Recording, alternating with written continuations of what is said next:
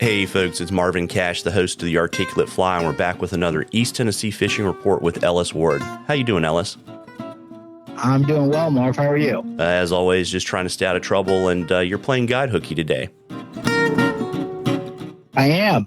I managed to convince another guy to play hooky as well, so we're going to try to find some big fish. Yeah, well, I hope it works out for you. And, we were talking before we started recording, it looks like your weather pattern in East Tennessee is kind of stabilized from that craziness around the holidays, and you kind of have kind of more typical January conditions. What are you seeing on the water?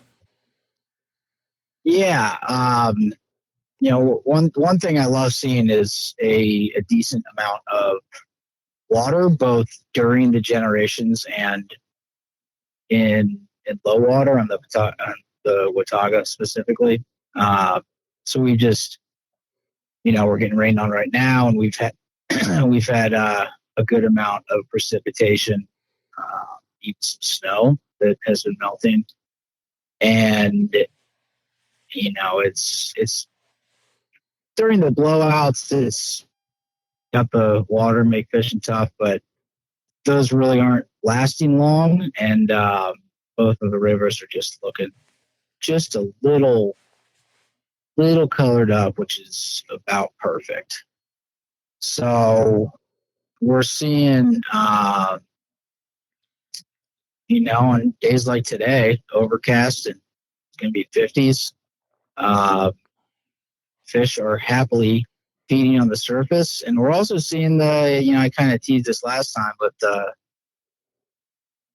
the Lakers moving back down, and also just the bigger fish moving back down. So not necessarily Lakers, but I'll send you a picture of a really nice one from a couple of days ago. Just eating. This fish came out from under a log jam and swiped, missed.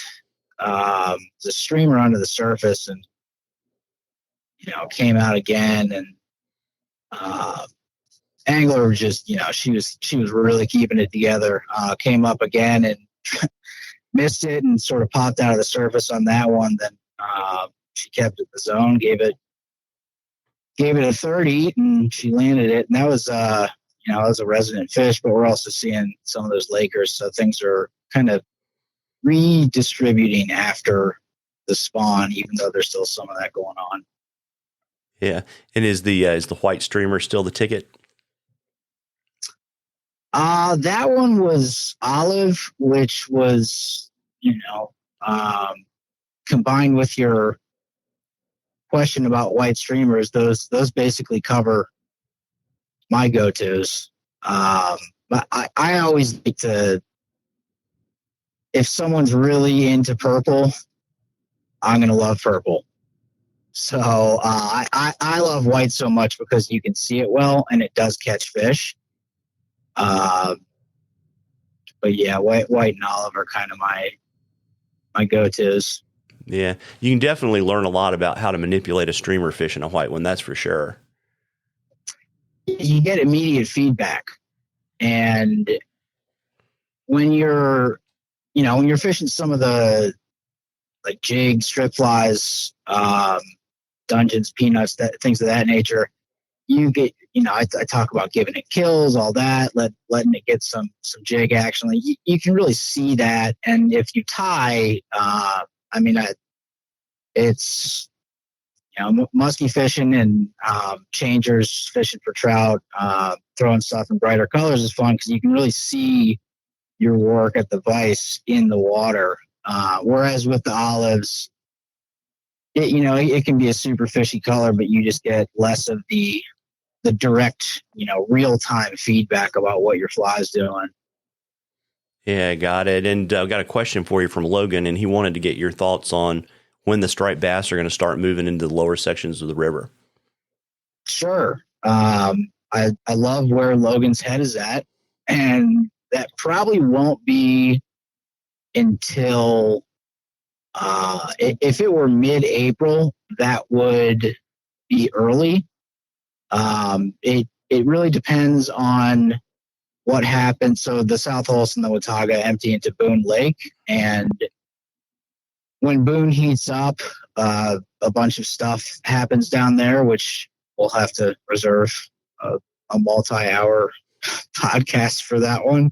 But very notably, a lot of the small bait, the little threadfin shad, they can't survive in the warmer temperatures. The stripers prefer the colder temperatures. There's also a lot of lake fish, lake run brown, whatever you want to call them, rainbows as well, that really just once that lake starts warming up, they get to know the score pretty quickly. So it doesn't have to be in the 65, 70.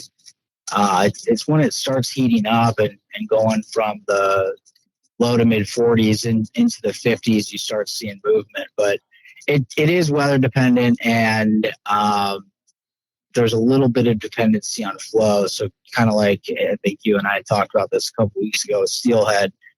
I don't know if it's feeling the temperature. I do have a couple harebrained theories about the cold water getting down there and screwing with all the little threadfin shad kind of holding tight near that temperate zone. But once you get those pushes of water coming in and from the rivers, and you get warmer temps and maybe a string of hotter days in mid to late spring,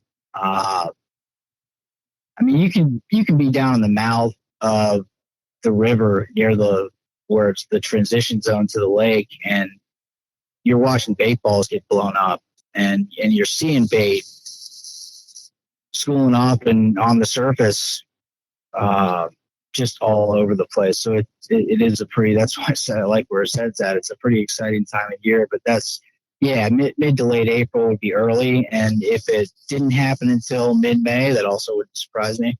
Yeah, got it. And folks, we love questions on the articulate fly. You can email them to us. You can DM us on social media.